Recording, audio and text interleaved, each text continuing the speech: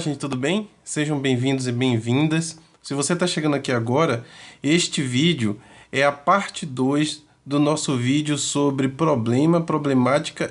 Então, sem falar muito, vamos dar continuidade ao nosso conteúdo. E se você não assistiu a parte 1, clica aí em cima no cardzinho e assista antes desse vídeo, que é muito importante. Vamos lá então. Bom, gente, como vimos no vídeo da parte 1, um problema de pesquisa, ele é um problema que nos incomoda, é um problema que nasce a partir de um problema prático, mas ele tem uma diferença básica, que é justamente a necessidade que ele mostra logo de cara para quem lê um problema de pesquisa, que a sua resposta demanda um estudo, demanda um aprofundamento de conhecimento. Então, lá no vídeo 1, quando eu falo, por exemplo, que eu gastei mais do que devia no mês, isso é um problema. Mas como vimos, é um problema de natureza prática, é um problema do ponto de vista existencial. Pois quando eu digo que gastei mais do que devia, necessariamente eu não estou dizendo que para resolver esse problema eu preciso fazer uma pesquisa, fazer um estudo de economia, nada disso. Eu posso resolver esse problema indo num banco, pedindo um dinheiro emprestado a um amigo para dar uma equilibrada no orçamento. Então, na realidade, quando eu digo gastei mais do que devia, é um problema, porque isso me preocupa, porque isso me angustia, porque isso impõe dificuldades à minha vida. Porém, não é um problema de pesquisa. Quando eu digo qual o melhor método para equilibrar o meu orçamento mensal, quando eu faço uma declaração deste tipo, aí sim é um problema de pesquisa.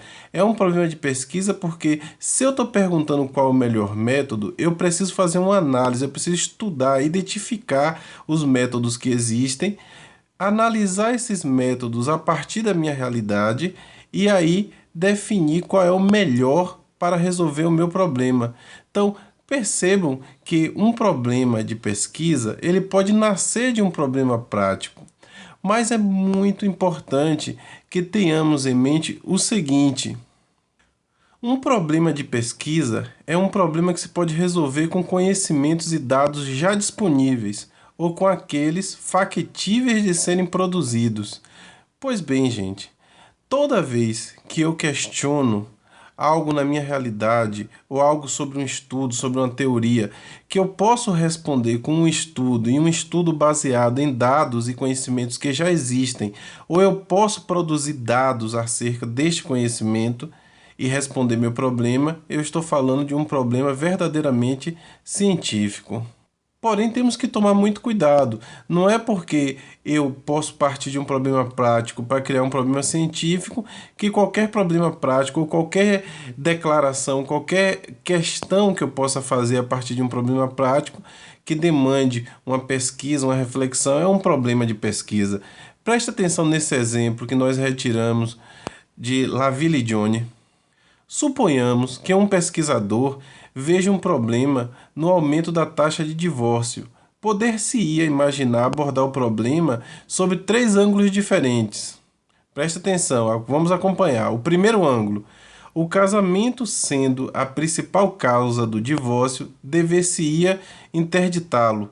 Perceba o seguinte: esta primeira abordagem, ela é bem interessante, mas não nos leva a lugar nenhum, porque nem mesmo nos indica a existência de um estudo posterior, não demanda um estudo, não demanda nada, porque é quase que uma brincadeira. A pessoa está dizendo assim, tá, tudo bem, se o divórcio está aumentando, o problema é o casamento. Se as pessoas não casarem, logo, não vai ter um aumento do divórcio. Então vamos proibir o povo de casar, que está resolvido o problema do divórcio. É uma brincadeira, na verdade, né? Então, desse ponto de vista, essa primeira abordagem, ela não é um problema. Ela não pode se converter em um problema de pesquisa em hipótese nenhuma. Vamos ver a segunda? O casamento é uma instituição divina, cujos laços não deveriam jamais ser rompidos.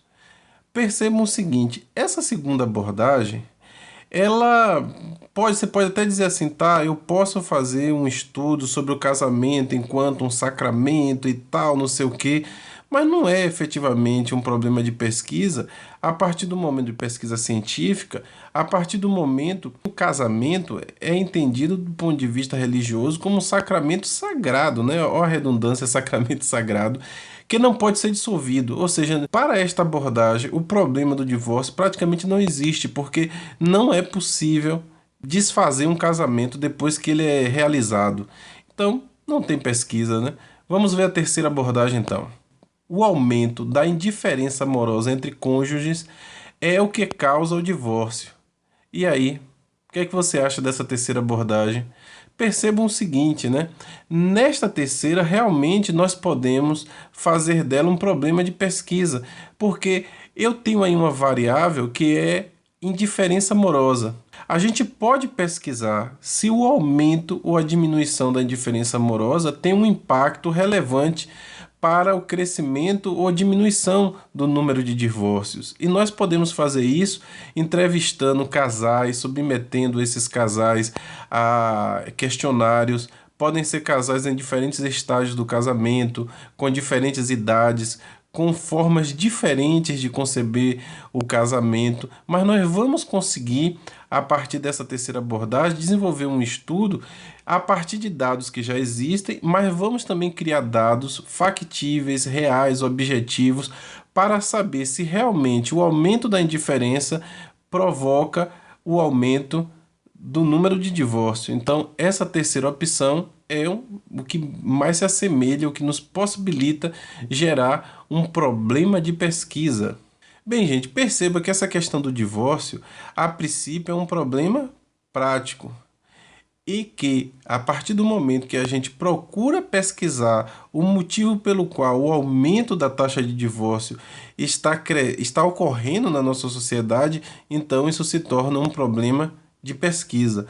Um problema prático origina-se na realidade e requer um custo em dinheiro, tempo, felicidade para ser resolvido. Você pode resolver um problema prático mudando algo na realidade, fazendo alguma coisa. No exemplo que eu dei, eu posso resolver o problema prático, como eu disse, pedindo um empréstimo a um amigo meu e equacionar o meu orçamento familiar, o meu orçamento pessoal. Porém, eu posso transformar um problema prático, como foi o caso das minhas finanças e o caso que eu trouxe aí do livro do Laville e Johnny em relação ao divórcio, em um problema de pesquisa. Foi o que eu fiz quando eu perguntei qual o melhor método para equilibrar meu orçamento doméstico. Eu estou transformando algo que era um problema prático, meu orçamento desequilibrado, em um problema de pesquisa, que é entender por que ele está desequilibrado e saber pesquisar, estudar. Nesse sentido, um problema de pesquisa origina-se na mente a partir de um conhecimento incompleto ou uma compreensão falha. Você pode propor um problema de pesquisa porque precisa resolver um problema prático, mas não se resolve um problema prático apenas resolvendo um problema de pesquisa. Pode-se aplicar a solução de um problema de pesquisa à solução de um problema prático. Eu posso resolver, sem dúvida, um problema prático a partir de uma mudança de comportamento, mudando alguma coisa na minha realidade.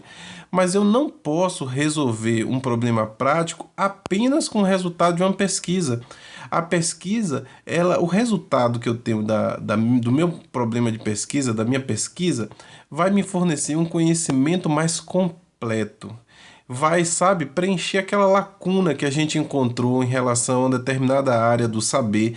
E a partir desse conhecimento mais completo, eu vou poder analisar a minha realidade. E analisando a minha realidade, eu vou poder ou não resolver o meu problema prático. Então, quando eu me questiono qual o principal, ou qual o melhor, ou qual o método mais eficiente para manter o meu orçamento equilibrado, eu faço uma pesquisa e eu vou descobrir que o melhor método é X.